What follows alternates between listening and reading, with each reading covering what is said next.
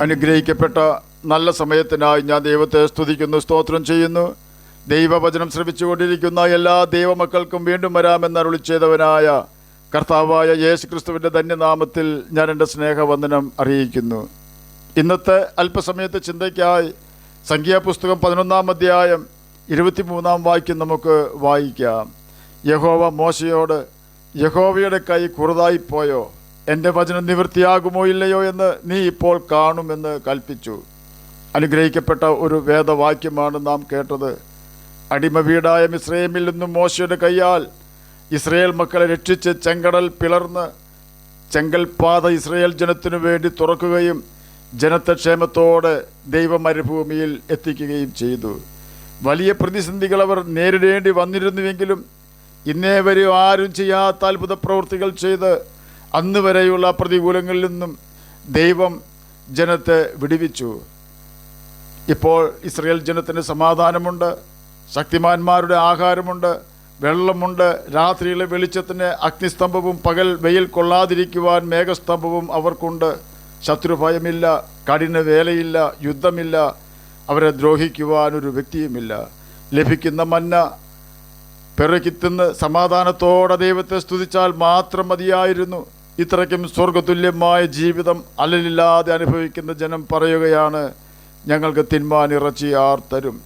ഞങ്ങൾ മിസ്രയീമിൽ വെച്ച് വില കൂടാതെ തിന്നിട്ടുള്ള മത്സ്യം, വെള്ളരിക്ക, മത്തങ്ങ, ഉള്ളി, ചുവന്നുള്ളി, ചിറ്റുള്ളി എന്നിവ ഞങ്ങൾ ഓർക്കുന്നു. ഇപ്പോഴോ ഞങ്ങളുടെ പ്രാണൻ പൊരിഞ്ഞിരിക്കുന്നു, ഈ മന്നയല്ലാതെ ഒന്നും കാണുവാനില്ല എന്ന് പറഞ്ഞു. മന്നയോ കൊത്താമ്പലി പോലെയും അതിൻ്റെ നിറം ഗുൽഗുലുവിൻ്റേതുപോലെയും ആയിരുന്നു. സംഖ്യാപുസ്തകം 11-ാം അധ്യായം 4 മുതൽ 7 വരെയുള്ള വാക്യങ്ങളാണ് നാം ഇപ്പോൾ കേട്ടത്. ഇസ്രയേൽ മക്കളുടെ ഈ വാക്കുകൾ കേട്ടപ്പോൾ യഹോവയുടെ കോപം ജ്വലിച്ചു. മോശയ്ക്കും ജനത്തിൻ്റെ പിറുപിറുപ്പ് അനിഷ്ടമായി തീർന്നു. യഹോവ മോശയോട് സംഖ്യാപുസ്തകം 11-ാം അധ്യായം 18-ാം വാക്യത്തിൽ കൂടി പറയുകയാണ്, ജനത്തോട് നീ പറയണം, നാളത്തേക്ക് നിങ്ങളെ തന്നെ ശുദ്ധീകരിപ്പിൻ, എന്നാൽ നിങ്ങൾ ഇറച്ചി തിന്നും. ഞങ്ങൾക്ക് തിന്മാൻ ഇറച്ചി ആർ തരും? മിസ്രയീമിൽ ഞങ്ങൾക്ക് നന്നായിരുന്നു എന്ന് നിങ്ങൾ പറഞ്ഞ് യഹോവ കേൾക്കെ കരഞ്ഞുവല്ലോ. ആകയാൽ യഹോവ നിങ്ങൾക്ക് ഇറച്ചി തരികയും നിങ്ങൾ തിന്നുകയും ചെയ്യും. 1 ദിവസമല്ല, 2 ദിവസമല്ല, 5 ദിവസമല്ല, 10 ദിവസമല്ല, 20 ദിവസവുമല്ല, ഒരു മാസം മുഴുവനും തന്നെ. സംഖ്യാപുസ്തകം 11-ാം അധ്യായം 18 മുതൽ 20 വരെയുള്ള വാക്യങ്ങളാണ് നാം ഇപ്പോൾ കേട്ടത്. യഹോവ മോശയോട് പറഞ്ഞ ഈ വാക്കുകൾ കേട്ടപ്പോൾ മോശ യഹോവയോട് ചോദിക്കുകയാണ്, എന്നോട് കൂടെയുള്ള ജനം 6 ലക്ഷം കാലാളുണ്ട്. ഒരു മാസം മുഴുവൻ തിന്മാൻ ഞാൻ അവർക്ക് ഇറച്ചി കൊടുക്കുമെന്ന് നീ അരുളി ചെയ്യുന്നു. അവർക്ക് മതിയാകും വണ്ണം ആടുകളെയും മാടുകളെയും അവർക്ക് വേണ്ടി അറുക്കുമോ? അവർക്ക് മതിയാകും വണ്ണം സമുദ്രത്തിലെ മത്സ്യങ്ങളെയൊക്കെയും അവർക്ക് വേണ്ടി പിടിച്ചു കൂട്ടുമോ എന്ന് ചോദിച്ചു. ഈ ചോദ്യത്തിന് കർത്താവ് കൊടുക്കുന്ന ഉത്തരമാണ് സംഖ്യാപുസ്തകം 11-ാം അധ്യായം 23-ാം വാക്യത്തിൽ കൂടി മുൻപ് നാം കേട്ടത്. യഹോവയുടെ കൈ കുറുതായിപ്പോയോ, എൻ്റെ വചനം നിവൃത്തിയാകുമോ ഇല്ലയോ എന്ന് നീ ഇപ്പോൾ കാണും. എൻ്റെ കൈ കുറുതായിപ്പോയോ എന്ന വാക്കുകൊണ്ട് കർത്താവ് ഉദ്ദേശിച്ചത് എന്തെല്ലാം എന്ന് നമുക്ക് പരിശോധിക്കാം. 430 സംവത്സരം ഇസ്രയേൽ മക്കൾ മിസ്രയീമിലായിരുന്നു. ഒരു വ്യക്തിയോ ഒരു രാഷ്ട്രമോ അവരുടെ രക്ഷയ്ക്കായി പ്രവർത്തിച്ചിരുന്നില്ല. പ്രവർത്തിച്ചാലും സാധിക്കുകയില്ല. കാരണം ആ കാലഘട്ടത്തിലെ ശക്തമായ ഒരു രാഷ്ട്രമാണ് മിസ്രയീം. ഇസ്രയേൽ മക്കൾ അവിടെ അടിമകളായിരുന്നു. അടികൊണ്ട് അവരുടെ ജീവൻ കൈപ്പാക്കിയിരുന്നു. മോശയെ അവരുടെ ഇടയിലേക്ക് കർത്താവ് അയക്കുമ്പോൾ അവർ പറയുന്നത്, നീ ഞങ്ങളെ ഫറവോൻ്റെ മുമ്പിൽ നാറ്റിച്ചു എന്നാണ്. 9 പ്രാവശ്യവും സകലവിധ ബാധയും സഹിച്ച ഫറവോൻ ജനത്തെ വിട്ടയച്ചില്ല. 10-ാം പ്രാവശ്യം അതികഠിനമായ ബാധ അയച്ചു. കുണ്ടറയിൽ മാവ് കുഴയ്ക്കുന്നവൻ്റെ ആദ്യജാതൻ തുടങ്ങി രാജാവിൻ്റെ ആദ്യജാതൻ വരെയുള്ള മിസ്രയീമിലെ മൃഗങ്ങളുടെയും മനുഷ്യരുടെയും ആദ്യജാതന്മാരെ കർത്താവ് കൊന്നുകളഞ്ഞു. മിസ്രയീമ്യരുടെ ആദ്യജാതന്മാർ മരിച്ച് വീഴുമ്പോൾ ഇസ്രയേലിൻ്റെ ആദ്യജാതന്മാരെ ആട്ടിൻകുട്ടിയുടെ രക്തം രക്ഷിച്ചു. ജനത്തെ മിസ്രയീമ്യർ അവിടെ നിന്ന് ഓടിച്ചു. ചെങ്കടൽ ഭാഗിച്ച് ജനത്തെ അക്കരെ എത്തിച്ചു. മാറയിലെ വെള്ളം മധുരമാക്കി പാറയെ പിളർന്നവർക്ക് വെള്ളം കൊടുത്തു. പകൽ മേഘസ്തംഭവും രാത്രി അഗ്നിസ്തംഭവും അവർക്ക് വഴി കാണിക്കുവാനും തണലിനുമായി യഹോവ നിയമിച്ചു. ആകാശത്തു നിന്ന് അവർക്ക് സ്വർഗീയ ധാന്യം കൊടുത്തു. ഇപ്രകാരം ജനത്തെ സഹായിച്ച കൈ ജനത്തിന് മാംസം കൊടുക്കുവാൻ കഴിയാതെ വണ്ണം ചെറുതായിപ്പോയോ എന്നാണ് യഹോവ ചോദിക്കുന്നത്. എന്നെ കേൾക്കുന്ന പ്രിയ ദൈവമകനെ, ദൈവമകളെ, നാം എപ്പോഴും ഓർക്കേണ്ടതായ ഒരു വാക്ക് സ്നാപക യോഹന്നാൻ പറഞ്ഞത് ഇപ്രകാരമാണ്: അബ്രഹാമിന് ഈ കല്ലുകളിൽ നിന്ന് മക്കളെ ഉളവാക്കുവാൻ ദൈവത്തിന് കഴിയും.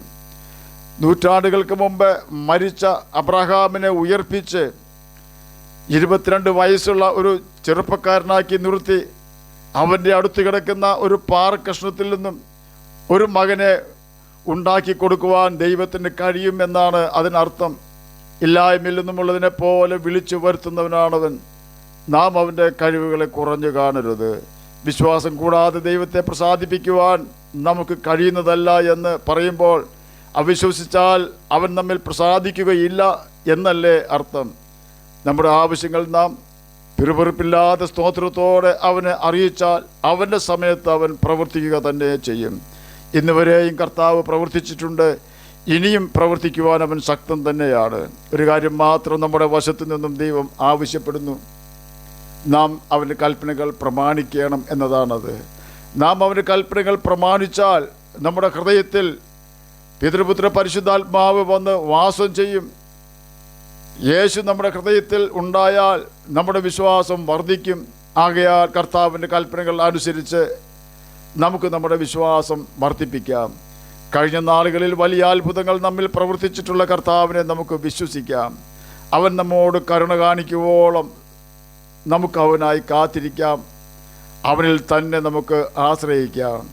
അവൻ്റെ കൽപ്പനകൾ പ്രമാണിച്ചുകൊണ്ട് നമുക്ക് നിത്യജീവൻ അവകാശികളായി തീരാം. അതിന് കർത്താവ് നമ്മെ സഹായിക്കട്ടെ എന്ന് പ്രാർത്ഥിച്ചുകൊണ്ട് ഞാൻ എൻ്റെ വാക്കുകളിൽ നിന്നും വിരമിക്കുന്നു. നമുക്ക് പ്രാർത്ഥിക്കാം. ഞങ്ങളെ സ്നേഹിക്കുന്ന സ്വർഗീയ പിതാവേ, നല്ല വചനത്തിനായി ഇങ്ങനെ സ്തുതിക്കുന്നു, സ്തോത്രം ചെയ്യുന്നു.